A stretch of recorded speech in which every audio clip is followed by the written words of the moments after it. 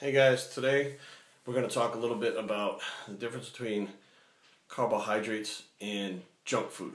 Okay, because I'm seeing a lot of things online where people are talking about carbing up and having like carb nights and carb this, carb that, and then I look at what they're eating and it's like ice cream, it's like pizza, it's like burgers, it's like all this junk food. Alright, time out. Now first of all, if you're eating all that garbage, you are not carbing up. Carbing up includes carbohydrates, and just carbohydrates. So that is, you deplete your body to a certain point, and then you load carbohydrates into your body by eating carbohydrates. And supposedly there's a super compensation that happens after you have depleted your body enough, so that your body takes in more carbs than it would normally hold in anticipation of it running out of carbs again real soon. Now, if it's scientifically proven, I don't know. I mean, it's something that everyone has followed. People do it before running marathons. People do it before competitions. People do it before leg day, whatever. I think there's something to it because you do get a better pump the day after you carb up after being depleted.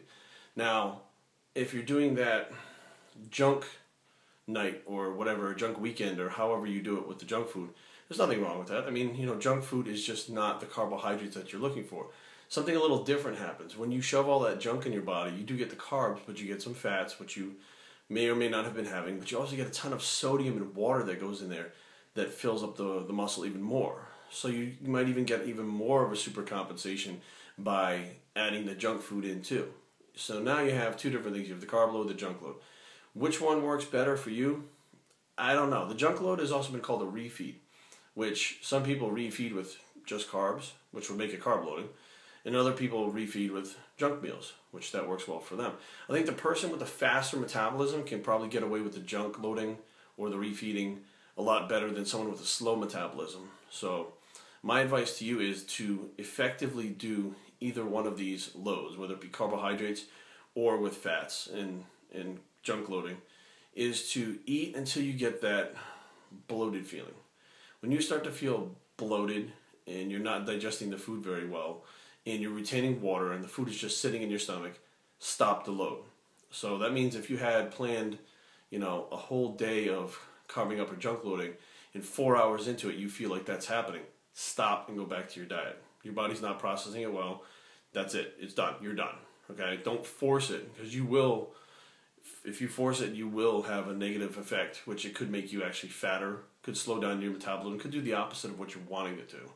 So the best way to gauge it, I feel, is to, as soon as you feel that, stop, go back on your diet. And 9 out of 10 times by, let's say for instance, you start carbing up or junk loading at 12 o'clock at noontime. And by 3 o'clock or 4 o'clock, you're bloated, you feel awful, you feel sluggish, you feel fat, and you stop and go back to your normal diet. Usually by 8 or 9 o'clock at night, you'll start to feel real hungry again. You notice this, like a spur in your metabolism that happens, and by that point you've already missed your timing for your junk load, so you just stick to your diet.